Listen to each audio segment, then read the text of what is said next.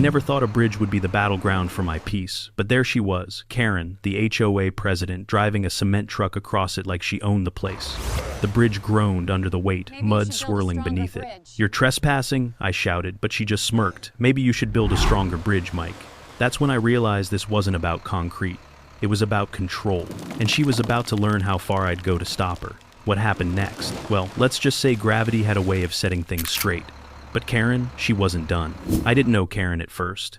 She was just another face at the HOA meetings, clipboard in hand, nodding along to whatever the board decided. But then she became president, and that's when I saw her true nature. The moment she started giving orders, it was clear she wasn't just organizing community events. She was shaping everything to fit her vision. Every letter she sent was a thinly veiled threat, a subtle power play. And when she showed up on my property with that cement truck, I knew exactly what this was about. Her smile was a calculated weapon as she waved from the passenger seat, the truck rumbling across the bridge. "We're improving the neighborhood," she said, like her approval was a gift. I told her she was trespassing. She just looked at me and said, "Maybe you should build a stronger bridge." Karen didn't just want my property. She wanted my submission. This wasn't about concrete. It was about control.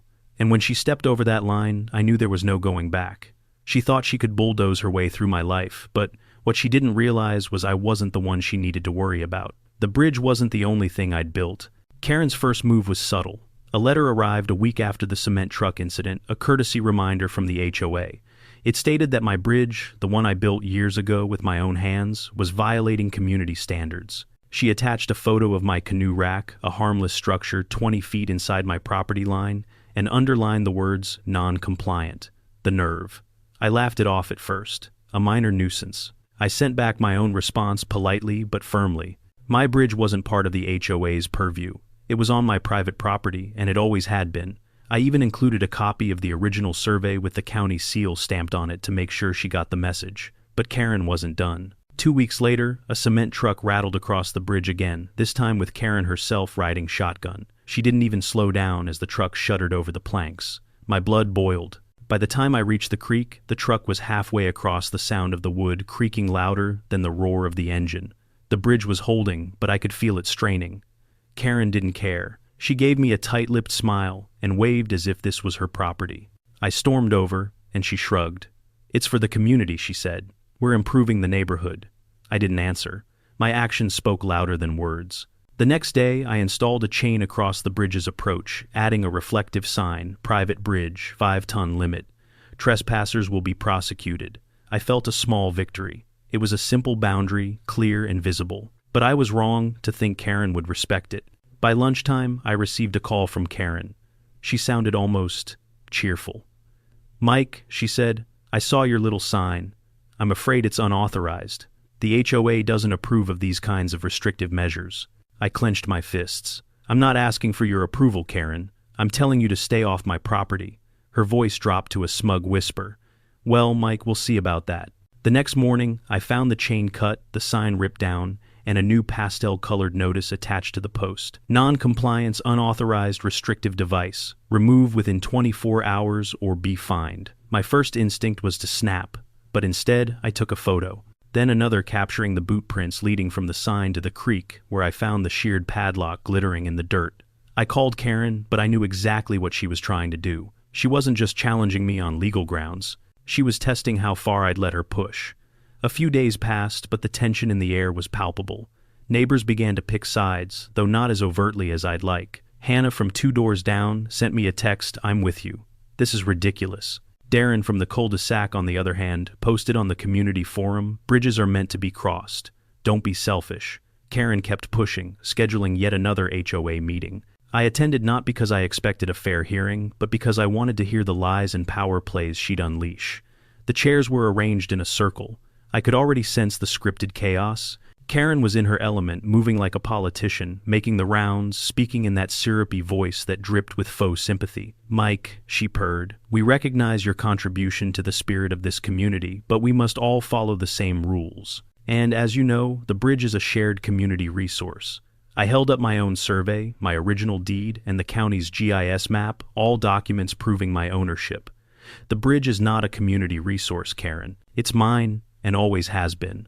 The room was tense. Some of the neighbors shifted uncomfortably, glancing back and forth between the two of us. Karen kept smiling. "Well, we'll take this under advisement," she said, dismissing the issue as if it were a minor inconvenience. I didn't say another word. I just turned and walked out. It wasn't long after that when the trucks came back. The next day, a second cement truck arrived at dawn, its wheels grinding over the gravel, as Karen sat in the passenger seat grinning like a child. The driver barely slowed when he hit the bridge. I stepped onto the decking, holding my hand out like a traffic cop, and the truck slowed to a crawl. "Morning," I said.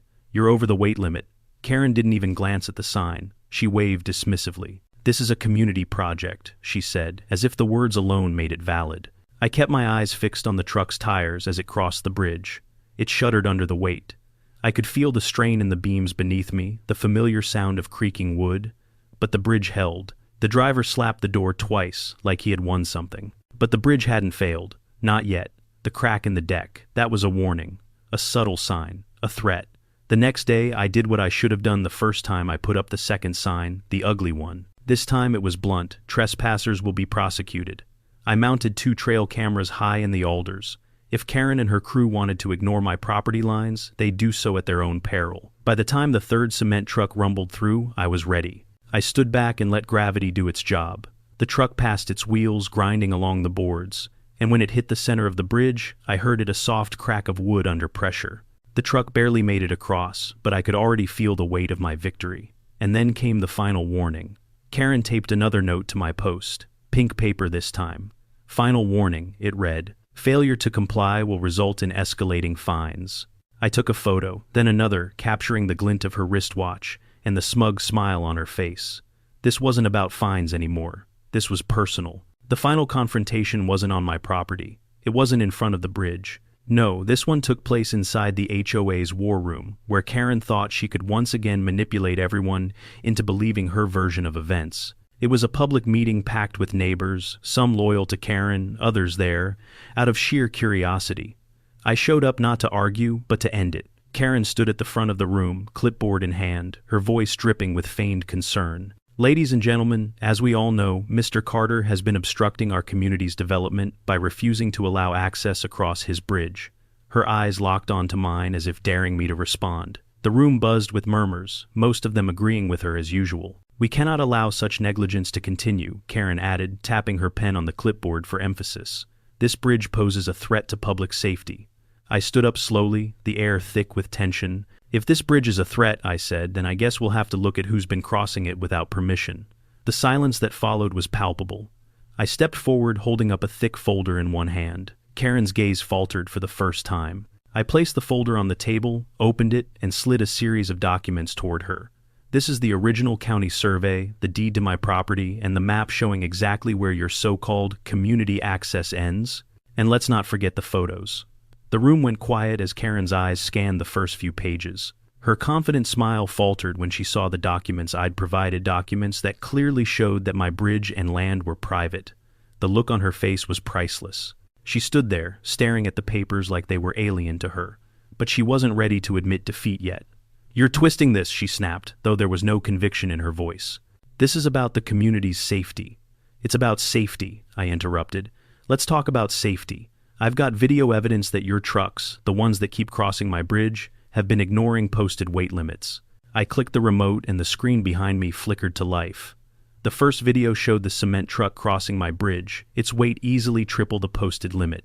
The bridge sagged ever so slightly. The second video, Karen's cement truck tipping, ever so gently as it reached the center of the bridge, forcing the driver to stop.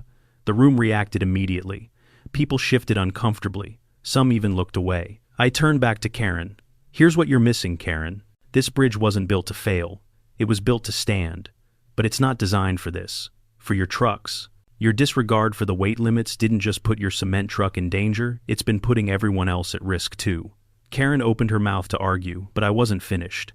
"I've also got more," I said. "This map right here, from the Department of Transportation, shows that my property line ends 50 feet before the creek. The bridge, it's private, Karen. You've been crossing it illegally for months." I slammed the map down on the table, the room falling silent. Her face went white. I stepped back, letting the evidence sink in. Karen's lawyer stood up, looking flustered as he flipped through his notes. The murmurs in the crowd grew louder. This wasn't going the way Karen had planned. She tried to speak again, but her voice cracked. "You've tampered with the structure," she stammered. "You've enough." The judge's voice cut through her, his tone sharp. "I've seen enough." He turned to Karen, his voice stern. "You've had your chance to present evidence, mister. Carter has shown that his bridge is not a public structure, and that your vehicles have repeatedly ignored posted warnings. This is no longer a debate over property. This is about tampering with private property." Karen's lawyer's face drained of color as the judge motioned for him to sit. I saw Karen's jaw quiver as she looked around the room, realizing there was no way out. "Karen Peterson," the judge said, turning to her, "I'm dismissing your claim, and I'm referring this matter for review of potential document tampering." The room went dead silent. I stood there, heart pounding, knowing that this was the turning point. Karen stood frozen, staring at the judge, her pride collapsing like a house of cards. Her hands trembled as she gripped her papers, but there was no fight left in her. And with that, it was over. The next few days felt like a strange kind of calm after a storm. The courthouse had emptied, but the ripples of what had just happened were still vibrating through the neighborhood. I walked across my bridge, feeling the familiar creak beneath my boots, and for the first time in months, I could hear the creak without the noise of Karen's threats looming over it. The air was still peaceful. I could almost believe that things had returned to normal. The HOA, fractured and weakened, had no choice but to send out an official apology. It came in an email with an official tone, but the words still stung. The Ironwood HOA formally acknowledged the misconduct of their former president, Karen Peterson, and her illegal actions. They apologized for the disruption she had caused not only to me, but to the entire neighborhood. The email included a check for $1,000 to cover my legal fees. I didn't cash the check. Instead, I framed it and hung it in my hallway. It was the perfect reminder. Justice doesn't always come with a hammer. Sometimes it just takes patience and a little bit of truth. The neighborhood was quieter now. No more drones buzzing overhead. No more whispers or flyers with my face plastered on lamp posts. People waved as they passed my house, and even Karen's most loyal supporters began to fade into the background. It wasn't an instant transformation, but the cracks in her reign were undeniable. People were tired of her control, tired of the constant pressure, and tired of being made to feel like their property didn't belong to them. Even Miguel noticed the change when he came by one evening, his toolbox rattling in the back of his truck. He pulled up and hopped out, offering me a knowing grin. "So what's next for the man who beat the HOA?" he asked, leaning against the hood of his truck. I took a slow sip of my beer and leaned against the rail of the bridge. "For real this time?" I asked. Miguel laughed. "Yeah. No more HOA drama, no more cement trucks." "What's next?" I thought for a moment. "Retirement," I said. Finally, though, I was only half joking. But who knows? Someone will park on my property line again, and I'll have to build another bridge. Miguel chuckled and took a swig from his own bottle. "You really will, won't you?" We both stood there in the fading light, watching the creek flow steadily beneath us. It felt good to be in the moment, not thinking about the next fight or the next round of legal papers. The bridge, my bridge, stood strong, a symbol of everything I had fought for: property rights, patience, and the belief that some things should never be crossed. The following week, the neighborhood buzzed with talk, not of Karen's tyranny, not of the cement trucks, but of how the community had come together, how the board had finally been forced to see things differently. Thomas, the interim president, sent out an email calling for a new HOA election, and this time, the vote was different. The board had been restructured, the tennis courts scrapped, and the oppressive rules that Karen had enforced were slowly being rolled back. Hannah, the woman who had supported me from the start, stepped up as the new president, promising transparency and respect for everyone's property.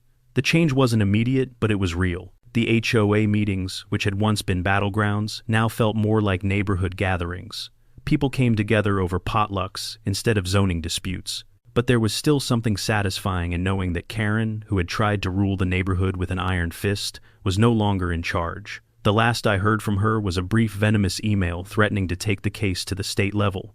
But she had no more power. The documents I had, proof of ownership, surveys, and the federal permit, made her threats as empty as her promises. One evening, as I sat on my porch with the familiar weight of a glass of bourbon in my hand, the phone rang. It was Miguel. "Hey," he said, his voice light. "I just wanted to remind you that I'm still available for bridge repairs." I smiled, staring at the dark silhouette of the creek winding through the land. "I don't think we'll need any more repairs, Miguel.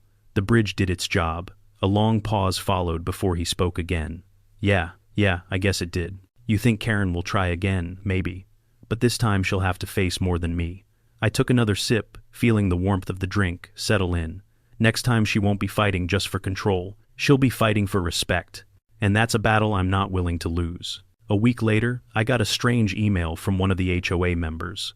Apparently, Karen's appeal to regain control of the board had been quietly voted down. The whole neighborhood was turning on her, and the support I had garnered wasn't just about the bridge.